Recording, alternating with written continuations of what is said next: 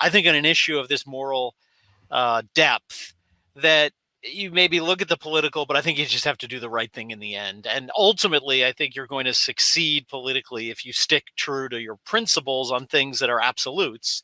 And again, abortion is an intrinsic evil when intended. And I think it's an absolute. And no matter what the political fallout, I think a vote in this way was the wrong thing.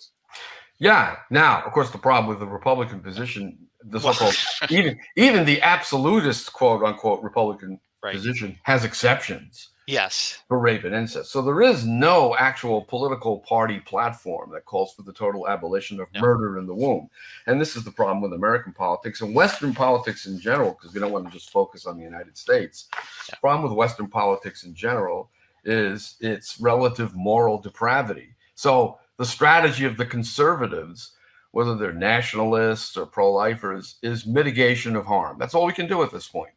Mitigate harm to the common good. And that's what we're left with. And that's what our duty is to the extent that it's possible. We try to mitigate harm.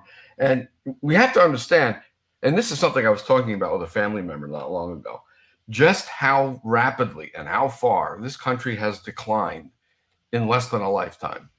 Yeah. If you look back to the 1950s, 1952 to 1957, one of the most popular TV shows was Life is Worth Living with Bishop Sheen, who won an Emmy Award for Most Outstanding TV Personality.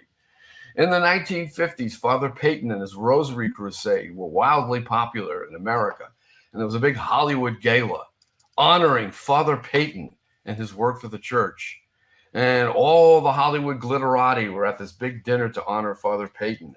And the movies had Catholic priests as heroes. And there was a League of Decency, which was telling Catholics, everyone really, certain movies should not be seen. They were off limits. What do we see today? Is there even a glimmer of hope that anyone like Father Peyton could be honored today, or that a show like Life is Worth Living with Bishop Sheen would have any viewership at all? There's been a free fall in 60 or 70 years, the likes of which probably hasn't been seen, and I'm alluding here to Benedict's address when he was Pope, since the fall of the Roman Empire.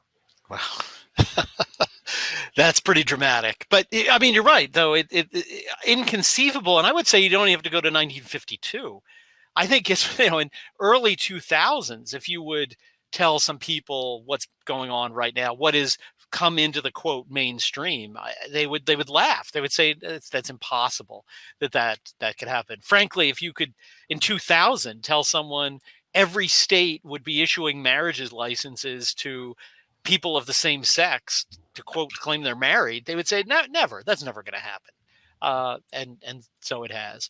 But I agree with you on the Republican Party. Utter inconsistency on this issue in the platform. But I'd like to ask you your legal opinion. When you went and said, I agree with you, that this 15-week federal thing would be disastrous for the reasons you say.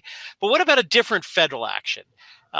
Again, positing the likelihood of getting 60 senators to get it passed is unlikely, is not in the foreseeable future, but a simple law saying all people from the moment of conception are deemed U.S. citizens entitled to all constitutional rights.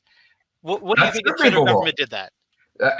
In the book that I wrote on the subject of liberty, I have a whole section on that, how the protection of life, the deprivation of life is not permitted without due process of law. The Fifth Amendment protection applied to the states via the 14th Amendment should extend to people in the womb. But as Justice Scalia infamously said in his interview on ABC with Diane Sawyer, in his view, the 14th Amendment applies only to walking around people.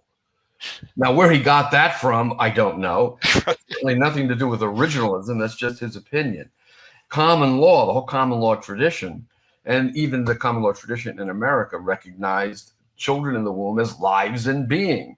The rule against perpetuities was calculated based upon a life and being in the womb. By the way, I think there was a decision in California that said if you screw up the rule against perpetuities, it's not even legal malpractice. Nobody can be expected to know that. Sorry, inside joke for people in law school.